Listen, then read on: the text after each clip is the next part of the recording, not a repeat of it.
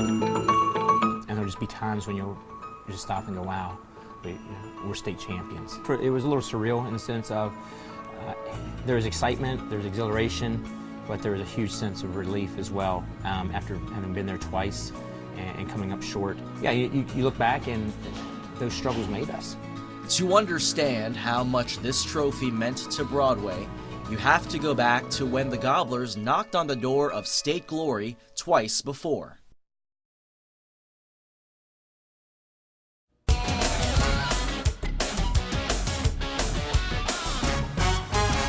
Great day for girls basketball here in the Valley. Two of our local teams meeting in Richmond with the 3A state title on the line. The first time you're there, I mean, you can't go into that place and not be like, just wow. You know, it's amazing. It's a feeling of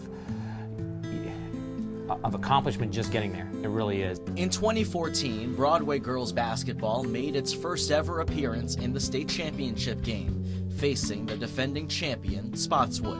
Just over 2 minutes left. Spotswood still up 2. Elizabeth Doffelmeyer gets it to go, plus the foul. She'd make the free throw. Blazers up 5 there. Spotswood would make the free throws down the stretch. Blazers win it 56-49. They are a top-notch team, obviously, very well prepared, and they execute their stuff very well. Spotswood had to win the game. We didn't give it to them. The emotion from the seniors, and then there's so many tears. You were hugging everyone because it was the last time playing with each other. And I never wanted that feeling to be a bad feeling. So that really stuck with me, just how they felt after the game.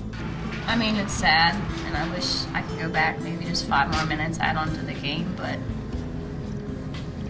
I mean, Broadway will play them again in the future, and I know that we set a trend that we can do this. A year later, the Gobblers had a chance to win it all again, this time against another Valley rival, Turner Ashby. Wednesday, the first day of state championship games at VCU Siegel Center, and for the second year in a row, the 3A girls featured a pair of Valley District teams. Later in the second, a battle underneath, but Christy DeLauder there for the rebound and put back. Gobblers take a 12-point lead. You kind of had that feeling like, wow, maybe this one's going to be the time. But Broadway's 12-point lead didn't last. We head to overtime, knotted at 49, and in the extra session, big sis Kirsten gets it going. The bucket helping lift TA to its first title since 1999, 64-60, your final. And then they just played harder at the end of the game, and so that's what hurt, is because we know we could have done a lot better. We were just so close, and it was the second year that we had come up short, so that made it hurt a little more. It's not a secret that I've always been the kind of coach who I live losses more than enjoy victories, and I've tried to work on that. But yeah, that TA game in particular still sticks out for me as a personal motivator. Broadway failed to make the state tournament in 2016. Instead, Spotswood reclaimed the throne. For 5 straight years, the Gobblers watched other Valley District teams lift championship trophies, leaving them wondering when they'll win one of their own. Other teams have mentioned us as top teams, but we just weren't getting the recognition that we thought we deserved. And we had a really strong team last year, so we were kind of really let down when we got knocked out. It just made us want it so much more, and we worked a lot harder, I think, this year for it.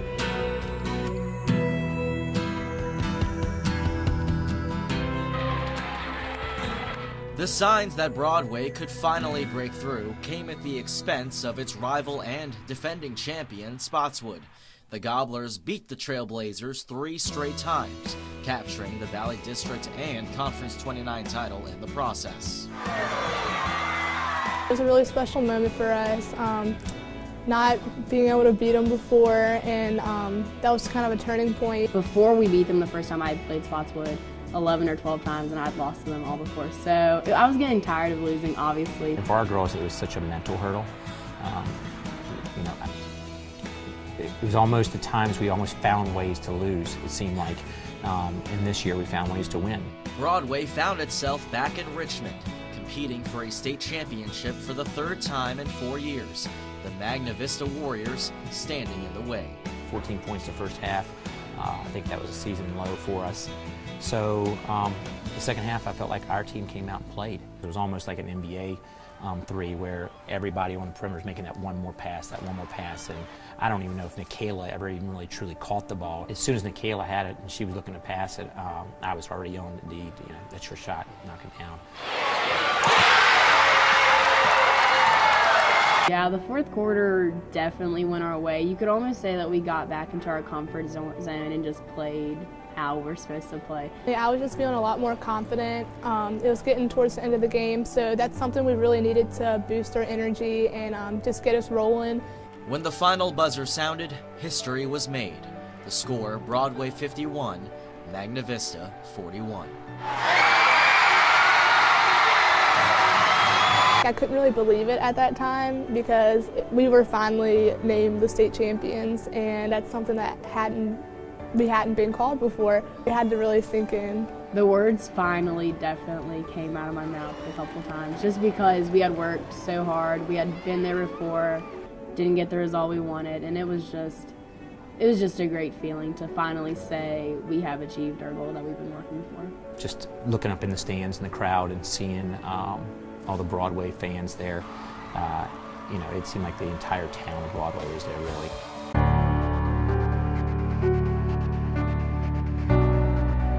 The Gobblers returned from Richmond that night to a welcome home like no other. Broadway is a community like no other. I mean, some games I want to go straight to my mom and just talk to her, but it's almost impossible because you have to hug a million people that you're not related to. You don't know their kids. They're just there because they love our group so much. Broadway is just such a special place. Everyone's just so friendly, and it's just everybody's so close. Everybody pretty much knows everyone, as you would say in a small town. Some of these girls on this team, I went to high school with their mothers and fathers, so it was special because we've all kind of been through that grind together. When I was at Broadway, the teams weren't ultra successful. So you kind of lived it together, that grind and that want and desire for that championship. A state championship that was the first in the school's history. It hadn't really sunk in that we were the first team until being back at school. When everybody started calling you a state champion, you just hadn't really heard that before, or haven't really heard anybody been called that. You can say you're a state champ, and that's cool and all, but to be the first state champ, only few people can say that for their school. Like you said, we were fortunate enough to be that first one, but there's a lot of other really good teams here. We're kind of in a golden era of especially female athletics at Broadway High School. So for us to get the first one, maybe it does take some pressure off the other teams as well. I'm hoping it takes pressure off, and that they can all share in it and understand that we've all worked for this together.